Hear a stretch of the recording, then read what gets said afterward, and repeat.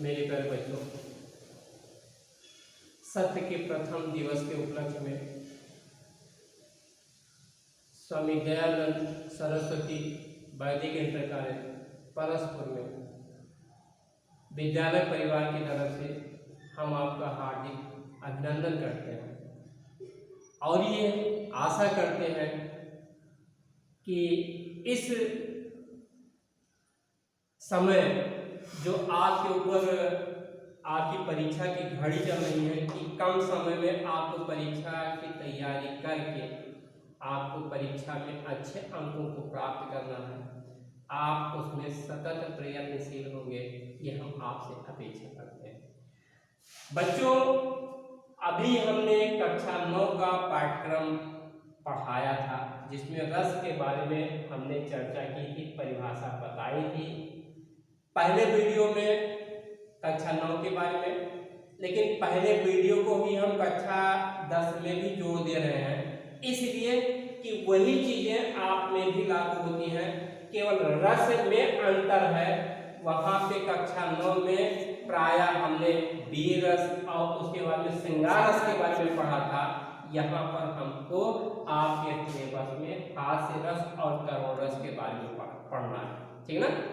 प्रायः आप जानते होंगे कि हास्य रस, हाँ, ये रस की स्थिति हमने रस की परिभाषा आपको स्पष्ट कर दी है, कक्षा 9 के पहले वीडियो से आपको स्पष्ट कर जाएंगे।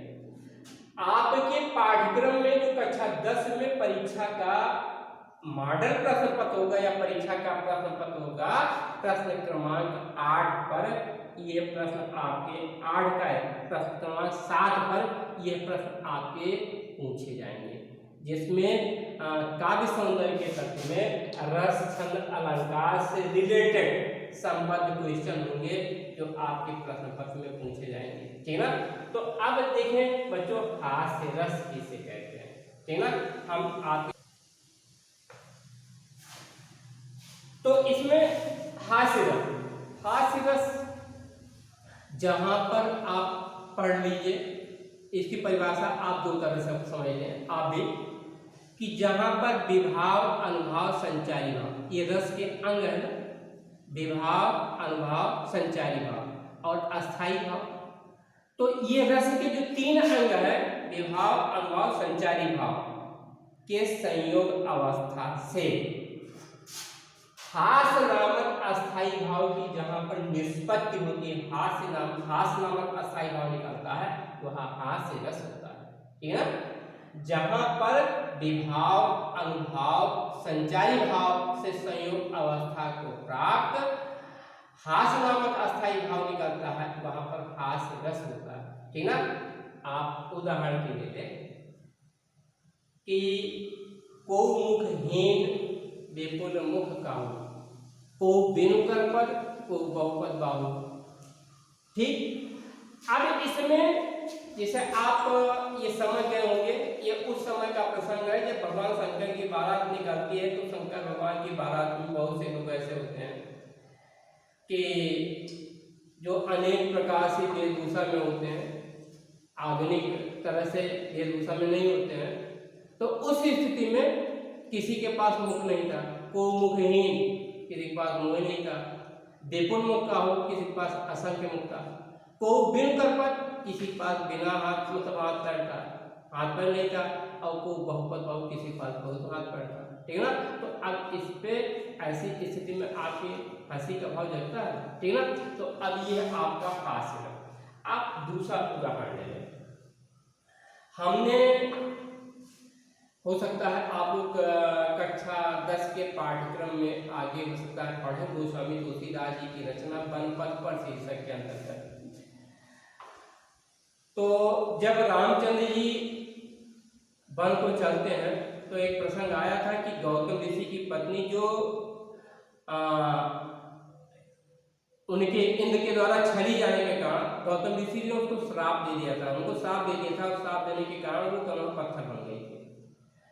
रामचंद्र जी जंगल को जाने लगे तो उनके चरण रज मात्र के स्पर्श से मतलब वो एक सुंदर नारी का रूप ले ली। तो उस स्थिति में और जितने भी साधु संत वहाँ पे हैं जंगलों में, उनको जब ऐसा पता चला कि भगवान प्रभु राम की चरण मात्र स्पर्श से ही सुंदर नारी बन जाती है, तो उन्होंने सोचा कि जितने तमाम नारियाँ पत्थर है जंगल में सब नारियाँ बन जाएंगी।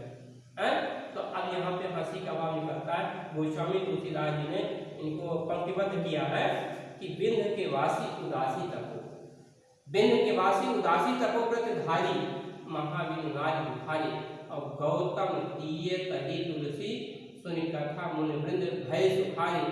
और क्या हुई है शिला सब चंद्रमुखी, परसे पद मंजुल कन तिहारे, और कीन्ही भले रघुनायक जो करुणा करके कानून पधारे। ठीक है ना। तो अब उस स्थिति में क्या है कि यहाँ पे ऋषियों मुनियों की अज्ञानता को देख करके हंसी का भाव जग रहा, इसलिए हास्य रस होगा। आप इसको अगर अर्थ इसका समझ हो सकता है, आप इसको स्पष्ट करे जाए कि बिंद के वासी उदासी तपोकृत, बिंद पर्वत पे रहने वाले निराशपूर्ण जीवन को लेकर के तपस्या करने वाले महावीर नारी बुखारी, अर्थात जो नारी के अभाव में दुख की अनुभूति कर रहे थे। भाई जिनको दो रोटी बना के खिलाने वाला कोई नहीं था, ठीक है ना। और गौतम तीये तरी तुलसी, जब उन्होंने ऐसा सुना कि गौतम ऋषि की पत्नी अहिल्या जो है वो मोक्ष को प्राप्त हो गई, अर्थात सुंदर नारी बन गई। गौतम तीये तरी तुलसी, सुनि कथा मुनि वृंद भय सुखारी, अर्थात ऐसी कथा को जब सुना तो सारे ऋषि मुनि आनंदित हो उठे। और क्या कि कीन्ही भली अने वही है शिला सब चंद्रमुखी, अर्थात उन्होंने सोचा कि जितने भी जंगल में पत्थर पड़े हैं वे चंद्रमा के समान मुख वाली नारियां बन जाएंगे। और परसे पद मंजुल का इत्यादि, अगर रामचंद्र जी का चरण स्पर्श मात्र हो गया तो, ठीक है ना। और कीन्ही भली रघुनायक जो करुणा करके कानून पधारे, ठीक है ना। अर्थात रामचंद्र जी ने बहुत बड़ा हम लोग को उपकार दिया कि जो जंगल को चले जाए, ठीक है ना। तो ये आपका पाठ्यक्रम बच्चों इतना आपका रस में था। नेक्स्ट डे में हम आपको छंद पे ले चलेंगे। देखिए बच्चों, यह आपके पाठ्यक्रम में दूसरा रस आपका करुण रस है। और करुण रस का अस्थायी भाव क्या होता है? शोक होता है। ठीक, अब इसको भी दो तरह से परिभाषा आप इसका कर्म कर सकते हैं कि जहां पर विभाव अनुभाव संचारी भाव से संयोग करके शोक नामक अस्थायी भाव की निष्पत्ति होती है, वहां पे करुण रस होता है। और जहां पर आप इसकी वैसी परिभाषा जो काव्य मत के अनुसार है कि जहां पर अपने प्रियजनों का बिछोह होता है, अलगाव की स्थिति होती है, उनके कारण जब दुख का भाव जगता है तो वहां करुण रस होता है। जैसे आप उदाहरण के लिए कि मणि खोए भुजंग सी जननी, फनसा पटक रही किसी, और अंधी आज बनाकर तुमने न्याय किया कैसा जगदीश है। मणि खोए भुजंग सी जननी, जैसे आज कोई सर्प अपनी प्रिय वस्तु मणि को खो दे, अपने से अलग कर दे, ठीक है ना। तो सर्प क्या होता है? मणि के अभाव में मृतप्राय हो जाता है। ऐसे श्रवण कुमार के माता पिता जब दशरथ के बाणों के कारण श्रवण कुमार हत हो गया, मर गया, तो उस स्थिति में जब दशरथ अपने हाथों से पानी लेकर के पहुंचते हैं उनकी प्यास बुझाने के लिए, तो उस स्थिति में जब उनको आभास होता है ये श्रवण कुमार नहीं है, तो उस स्थिति में उनको जो दुख होता है उसी को पंक्तिबद्ध किया है कि मणि खोए भुजंग सी जननी, अर्थात एक सर्प के समान मणि खोए हुए भुजंग के समान, जननी मतलब मां, हंसा पटक रही थी। जैसे सांप से सांप की मणि अलग कर दी जाए तो अपने फन को पटकेगा, ठीक है ना, अपने सिर को पटकेगा। ऐसे श्रवण कुमार की मां अपने पुत्र शोक में, पुत्र के वियोग में अपने कलम सिर को पटक रही थी। और क्या? अंधी आज बनाकर तुमने न्याय किया कैसा जगदीश। हे प्रभु, आज तो तुमने मुझको अंधा बना दिया और मेरे पुत्र को भी मुझसे अलग कर दिया, तुमने हमारे साथ कैसा हिसाब किया, ठीक है ना। तो यहाँ पे करुणा की भावना, दुख की भावना जगती है, और उसके बाद में यहाँ पे आपका करुण रस होगा। आप दूसरा उदाहरण लें रो रो तारा कहे मेरा प्राण प्यारा कहाँ है, और डूबी जनहित नौका का सहारा कहाँ है। भाई जब रोहितास को सर्प काटता है, राजा हरिश्चंद्र के पुत्र रोहितास को सर्प काटता है, और तारा जो है अपने मतलब लड़के के सिर को गोद में रख करके विलाप करती हैं, रोती हैं, कहती हैं कि रो रो तारा कहे मेरा प्राण प्यारा कहाँ है, मेरा प्राण के समान प्रिय मेरे मुझसे कहाँ अलग हो गया।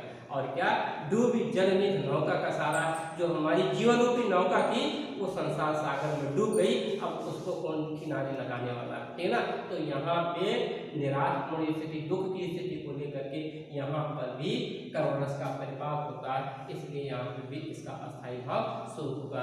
बच्चों अब यह आज आपका पाठ्यक्रम रस वाला खत्म होता है, समाप्त होता है। अब नेक्स्ट डे में हाँ एक अपील आप लोगों से है बच्चों कि अगर कोई चीज़ नहीं समझ में आती है, कोई चीज़ स्पष्ट नहीं होती है, तो आप जरूर विद्यालय परिवार को अपनी सूचना भेजें, जरूर अवगत कराएं। वो दूसरे वीडियो में उन चीज़ों को फिर से हम समझा करके आपको संतुष्ट करने का प्रयास करेंगे। आप चूँकि बोर्ड परीक्षा देने के लिए जा रहे हैं, आप में कोई ऐसा क्वेश्चन, ऐसा प्रश्न न रहे, विचारणीय प्रश्न रहे कि जिसमें आप ऊहापोह की स्थिति में हो, मन की अस्थिरता की स्थिति में हो, आप किसी भी चीज़ पे पूर्णतः संतुष्ट हो जाए, तब आप उस कार्य को, शिक्षण कार्य से अपने को अलग करें। धन्यवाद।